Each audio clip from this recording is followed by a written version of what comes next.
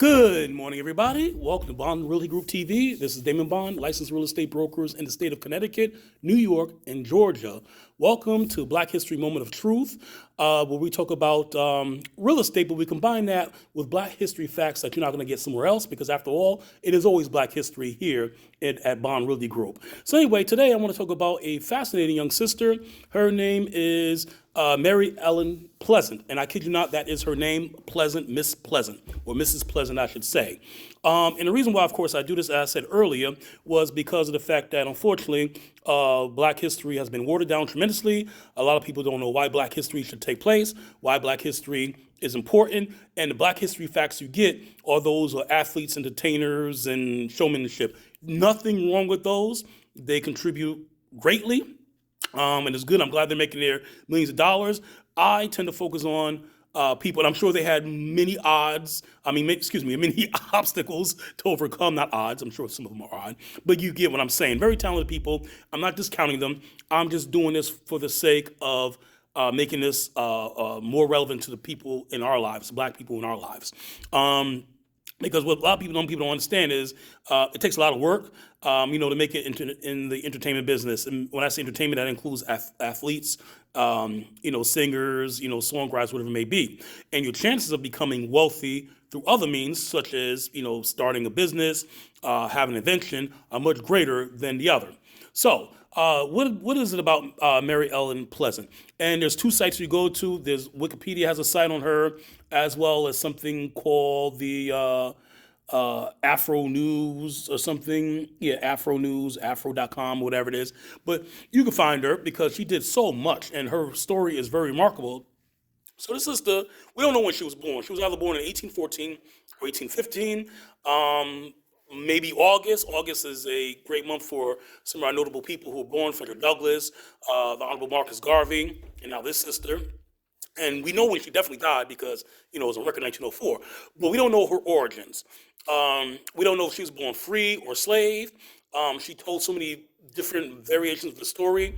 We don't know if she may have been born in Philadelphia. She may have been born in Georgia. She may have been born in Virginia. We just simply don't know. Okay, it could have been any one of those places. But the bottom line is she did live and grow up in the East Coast. That is a fact. All right.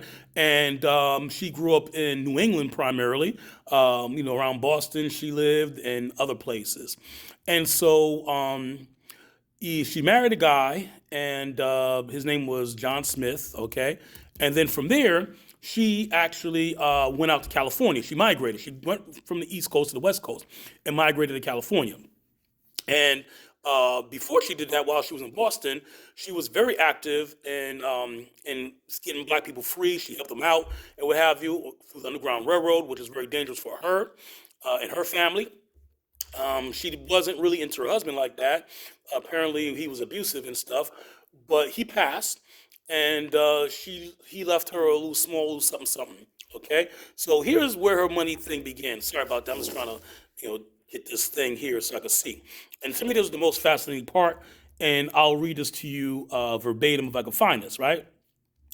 But she arrived in California. By the time she arrived in California, right, she had a total of $15,000.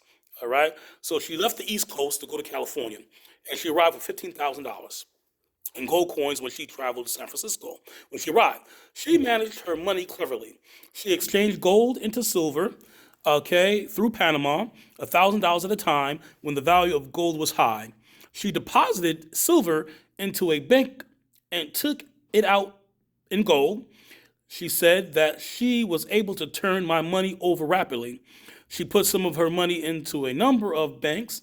She also divided money between a Black Baptist minister, Thomas Randolph, William West of West and Harper, and Frank Langford with a 10% interest rate. So she made money on top of money. She did capitalization, right? And there's a term for that for my financial people out there, my financial consultants or CPAs. You know what it is, what that's called, something with an A. I'm not an accountant or anything, and I'm not in the financial management, but you know what they are. So she basically took money and just made more money out of it, which is what you want to do, okay? While in California, she invested in real estate. She invested in many city blocks. She was a co-founder of Bank of California. She bought up a lot of real estate. She established several restaurants, several hotels, several rooming houses. She invested in several businesses, particularly Wells Fargo. Right today, we think of Wells Fargo as a bank.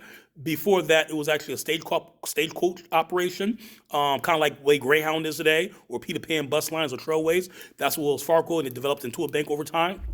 So this sister did a lot.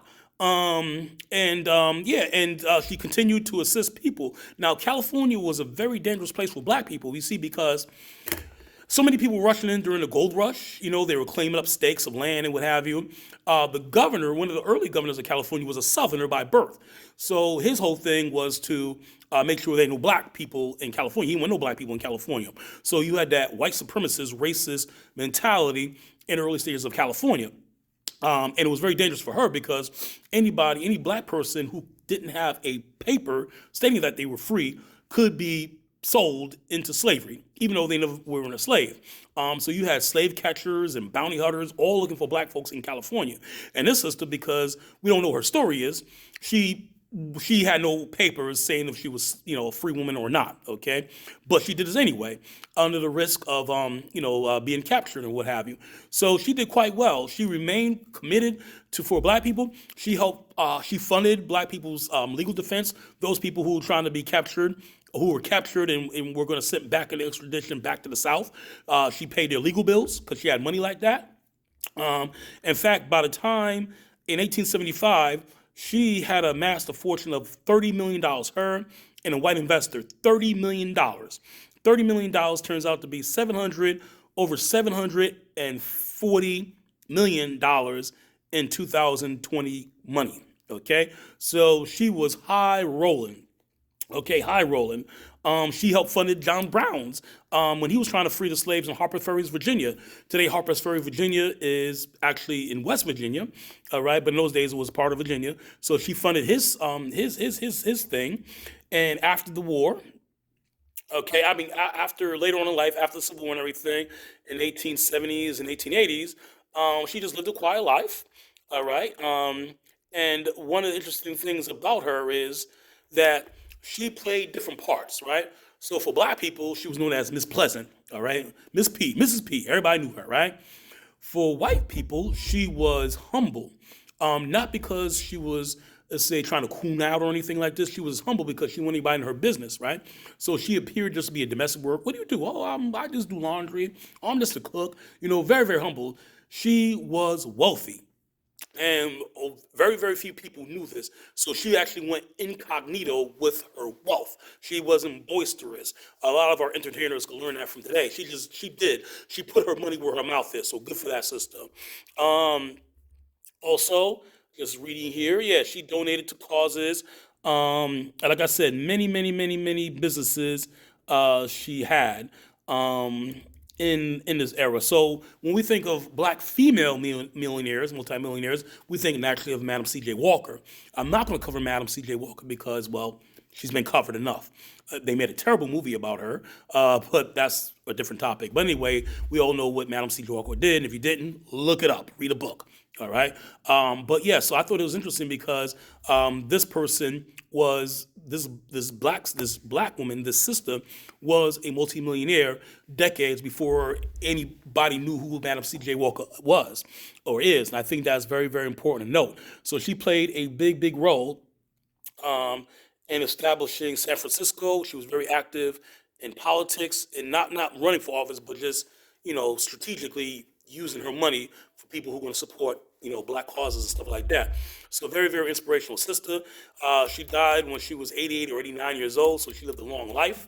And like I said, just a remarkable person. But the key thing is she invested in real estate. Now, she also cooked because when she arrived in California, already you had people literally there at the dock putting bids for her to be their cook. So she was high in demand as soon as she set foot. So she had a skill.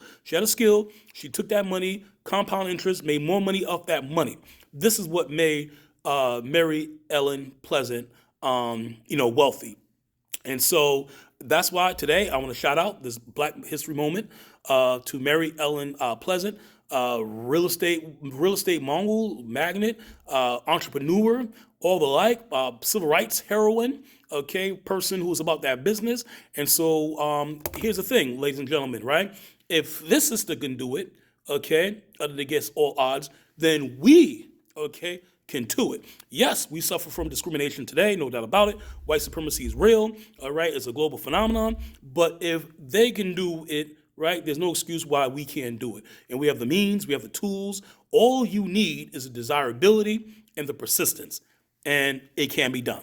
Okay, so thank you for tuning into Bond Worthy Group TV with this Black History moment, and hope you be well, stay safe, and enjoy the rest of your beautiful, beautiful, beautiful Tuesday on this Valentine's Day, February 14th, 2023. Good afternoon.